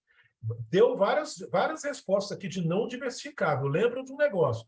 O risco não diversificável, ele é o sistemático. O próprio nome já diz, não diversificável. Você não diversifica. Não consigo diversificar o risco sistemático. Isso está instaurado. É do mercado. Está geral. Não adianta preocupar que isso não é diversificável. O outro eu diversifico. Por isso, acompanha meu mouse aqui, que esse gráfico aqui, ó, tem essa hipérbole que ela vai caindo. Ela vai caindo porque, à medida que esse eixo vai aumentando, é o eixo de quantidade de títulos. À medida que eu vou aumentando a minha quantidade de ativos, eu vou reduzindo o risco, por isso que ela vai caindo. Mas ela não zera, porque eu não zero o risco diversificando. Eu reduzo, eu controlo, eu mitigo, mas eu não zero, tá bom? Certo? Então, vamos aqui na 20 fazer um cálculo aí de índice de Treynor e Sharpe. Bora lá. Qual desses fundos tem o maior risco de índice de Treynor e Sharpe, respectivamente? Gente, então vamos ver aqui. Com a Selic em 5%, qual dos fundos abaixo terá o melhor índice Treynor e qual Sharpe, respectivamente, né? Então, primeiro, só para a gente entender, né, gente, o que são esses índices, né? Esses índices, eles medem, os dois índices medem a mesma coisa, eles medem a relação retorno e risco. Retorno no numerador e risco no denominador. Então, como o retorno está no numerador, quanto maior esse índice, melhor. Então, quando alguém falar que um ativo tem um índice Sharpe maior que o ativo A, tem um índice Sharpe maior que o B, isso é um bom sinal. Significa que ele tem uma melhor relação retorno para o risco que ele está envolvido. Tá? Então, quanto maior, melhor, tá? Por esses dois indicadores, esses dois índices. Só que um considera o risco beta, o outro é só do risco sistêmico. O outro considera o desvio padrão, que é o risco total. E aí, eu trouxe para vocês aqui, a resposta está ali, letra D de Dinamarca, mas nós vamos calcular aqui, tá? É só porque, para vocês verem aqui, o conceito, tá? Então, o índice de Sharpe, ele é calculado quando você dividindo pelo desvio padrão. E o índice Treynor, você divide pelo beta. Então, no numerador é o retorno que você tem, que é o retorno do ativo menos a taxa livre de risco, né? Que a gente tem que fazer essa subtração para pegar ali o retorno líquido, e eu divido pelo risco. Só que o índice de Sharpe pelo desvio padrão e o índice de Traynor pelo beta, tá? E como é que a gente vai fazer para decorar isso? Gente, eu não sei se o Davi já passou para vocês, mas é simples, tá? Pega aqui a palavra no Sharp, aqui, ó, pega o S do Sharp, e aí o Davi deve ter ensinado a vocês. Escreve aqui na vertical desvio padrão, para que vocês possam lembrar que o Sharp é do desvio padrão. E aí o S é o S do 10. Então, põe o DE em cima do S, DE é S, né? Então, 10 e escreve embaixo na vertical, vio padrão. Então, o Sharp ele está vinculado com o desvio padrão. E o Traynor, ele está vinculado com o beta. Então, eu pego essa letra T de tatu, T de beta, e escrevo BETA, beta. Então, o Traynor com o beta e o desvio padrão com o índice de Sharp. E aí, para fazer o cálculo disso aqui, agora fica simples. Ora, vamos pegar aqui o fundo A, tá? O que a gente vai calcular primeiro do fundo A? A gente calculando primeiro o índice de Sharp do fundo A, eu vou pegar aqui a rentabilidade dele, que é 10, Enter. Tira 5 da taxa livre de risco, então o numerador fica com 5. E aí, como eu estou calculando o índice de Sharp, eu vou dividir pelo desvio padrão. Então, quando eu divido pelo desvio padrão por 5, ele me dá um índice de Sharp de 1. Então, anotem para mim esse número aí. O índice Sharp do fundo A deu 1. E do fundo B, o índice de Sharp, eu já vou até calcular aqui de uma vez, vai ser 10. O fundo B, a rentabilidade dele é 10. 5 menos.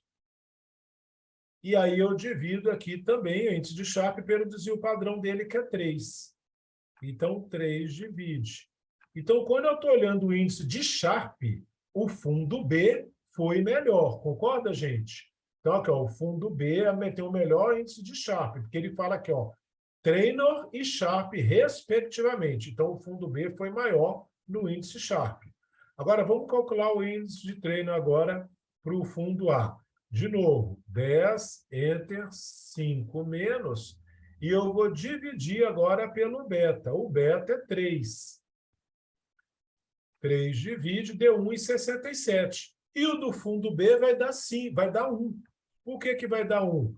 Porque vai ficar 10, Enter, 5 menos, e pega esse 5 e divide por 5, que é o beta do fundo B, que deu 1. Então, o fundo A deu 1,67, o B deu 1. Então, o índice de Sharp, de Traynor, do A, foi maior. Por isso que a alternativa correta é a letra B de dado. Fundo A com o maior índice de Traynor e fundo B com o maior índice de Sharp.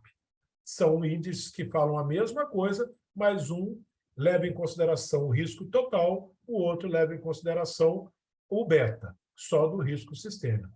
Tudo bem aqui, gente, que veio muita resposta trocada. Ficou claro? Então, André, como é que eu vou lembrar o Traynor é desvio padrão ou beta? Pega o T do Traynor. Esse T vai virar um beta. Põe o BE na vertical, TA, beta. Então, pronto, guardei. Agora o Traynor é beta. E no Sharp, o que eu faço? Pega o S do Sharp. Esse S vai entrar na palavra desvio padrão. Põe o DE em cima, desvio padrão na vertical. Aí vocês já gravam isso aí, tá bom? Beleza, então, bora, que está finalizando. Esse exercício é bom, por isso que eu não queria pular ele. Exercício 21. Gente, como o horário está em cima, eu vou resolver isso com vocês, pode ser? Já vieram aqui umas 5 respostas, mas só veio uma certa, tá? A resposta correta é a letra A de aprovados, tá? Para um cliente que possui um patrimônio de 2 milhões e necessita de uma renda vitalícia anual de 60 mil, valor de hoje, considerando uma inflação de 3%, qual deve ser a rentabilidade anual para que a sua aplicação está repetido aqui, tenha necessidade. Bom, para que a sua aplicação renda os 3% que... assim, ó, o cliente tem 2 milhões de reais, tá? Ele precisa de uma renda de 60 mil por tempo vitalício, beleza. Só que tem uma inflação comendo dinheiro. Então, ele precisa de uma rentabilidade que, tirando a inflação, ainda me dê 60 mil por mês. Ficou claro o que o exercício quer? Qual é a taxa que eu vou rentabilizar os 2 milhões, que, tirando a inflação, eu ainda consigo entregar 60 mil para esse cliente, tá? Então, para fazer esse exercício, pessoal, a gente vai usar aqui uma tecla chamada percentual T, tá? Deixa eu tirar primeiro esse quadrinho aqui. Primeiro ponto, eu quero mostrar para vocês aqui como é que usa essa teclinha percentual T, tá? Então, o percentual T, a gente usa ele exatamente para fazer esse cálculo de renda perpétua, que ele quer uma renda vitalícia. E a colega está falando aqui, a Carla falando, nossa, aqui eu me perco às vezes. Então, é assim, ó. Eu tenho 2 milhões de reais. 2 milhões. Enter. Eu quero receber 60 mil. Então, olha só, Carla, a pergunta, o que eu estou falando, eu vou fazer de novo, ó. A pergunta primeira é, porque assim, depende do que o exercício também está querendo, tá? Porque às vezes ele me dá a taxa e ele quer que eu calcule a prestação. Mas, enfim, o quanto que eu tenho? Eu tenho 2 milhões de reais. Tá? Aqui eu dou Enter. Eu quero receber 60 mil. Percentual T. Qual é o percentual que vai cumprir isso para mim? 3%. Tá aí. Então, eu tenho 2 milhões, eu quero 60 mil. Qual é o percentual? Isso também poderia ser feito de uma outra forma, Carla. Quer ver? Ó? Sim, ó, eu acho que é esse caso aqui que você está falando de dúvida. Olha só, ao caso contrário, ó, percentual T. Então, o que está dizendo essa tecla? Ó, primeiro põe o percentual, depois põe o valor. Primeiro o percentual, depois o valor. Então, olha só, eu quero receber uma renda de 60 mil. Se ele tiver uma rentabilidade de 3%, quanto que eu vou ter, ó, quanto que eu preciso ter para ter essa renda de 60 mil? Então, imagina que eu tivesse aqui o valor, né? Eu quero 60 mil, eu tenho a taxa que vai render, que é 3%, e eu quero saber qual que é o montante que eu tenho que ter para ter essa renda perpétua. Então, aqui a tecla não está falando percentual e depois o T. Então, qual que é o percentual da taxa? 3. Então, primeiro eu ponho o percentual, que é o que está aqui na tecla. Enter. Depois eu ponho o T, que é o total. 60 mil. Percentual T. Opa, eu preciso ter 2 milhões. Entendeu? Então, a tecla já te conta isso. Por isso que vem o percentual na frente, que primeiro você lança o percentual, depois você lança o valor. Ficou mais claro, cara? E aí, nesse exercício, galera, a pergunta é a mesma. Ó, eu tenho 2 milhões. Enter. Eu quero 60 mil por mês. Percentual T. Qual que é o percentual que eu preciso? Eu preciso de 3%. Espera aí que eu já te respondo aí, tá, ô Carla? E aí eu preciso de 3%. Pessoal, então presta atenção nisso aqui. Eu preciso que os meus 2 milhões renda 3% para eu ganhar 60 mil. Só que tem uma inflação de 3% também comendo aí. Então, o que acontece? Como eu preciso de 3% para render e tem 3% de inflação rodando, eu preciso de 3 mais 3. Eu preciso de uma rentabilidade que, no mínimo, me dê o que eu preciso de 3% e pague a inflação. E aí, gente, lembrando daquele conceito que a gente viu lá no início, no primeiro exercício, a taxa real é a nominal menos a inflação. Neste caso, agora eu quero a taxa nominal. Eu tenho a real é 3, eu preciso de 3% para me dar 60. E eu tenho a inflação, que é mais 3. Então, qual que é a taxa nominal de rentabilidade que eu preciso ter? Eu preciso somar 3 mais 3. Só que na juros compostos, eu não somo 3 mais 3, senão não precisava de CEA, né? Eu falo isso muito, que o Davi sempre que falava isso, eu absorvi isso. Então, o que eu faço? Eu pego o número 100, número aleatório, eu jogo os 3% nele, somo. jogo mais 3%, somo, tiro 100, opa, 609. Alternativa A. Eu preciso de uma aplicação que me dê no mínimo 609 para, tirando a inflação, ele ainda me dá 3%, que vai me dar 60 mil em cima de 2 milhões. Certo, galera? Ficou claro isso? Se não tiver, põe aqui no chat para mim, tá? Então, deixa eu só ver a Carla aqui, ó. Tecla, a calculadora sempre que vamos, qual é o valor da renda que ele quer, então, e não o montante que ele tem. Então, Carla, depende do exercício. Se o exercício, desculpa aqui, ó, se o exercício está te pedindo qual é o montante que eu preciso para ter 60 mil a 3%. Então, se ele está me pedindo o montante que eu preciso, eu vou colocar aqui, ó, percentual, não é percentual T? Então, primeiro o percentual, depois o valor. Então, qual que é o percentual? 3%.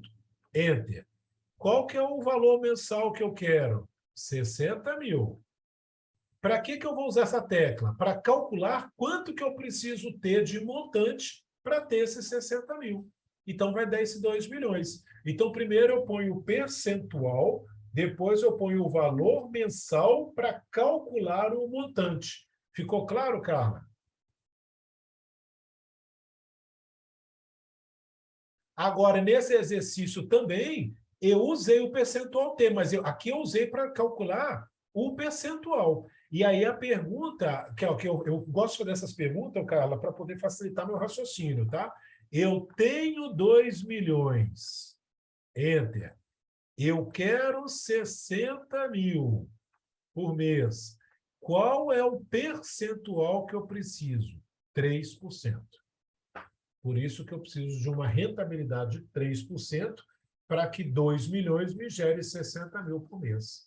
Faço perguntinha que ajuda no seu raciocínio. Foi assim que eu aprendi. E eu não minto não, tá, gente? Eu também tive dificuldade para entender essa tecla quando eu iniciei a CEA, mas depois o Davi foi explicando e fazendo essas perguntas, então eu, conversando com a calculadora, eu vou entendendo ela. Então, agora eu entendi como é que eu uso o percentual T.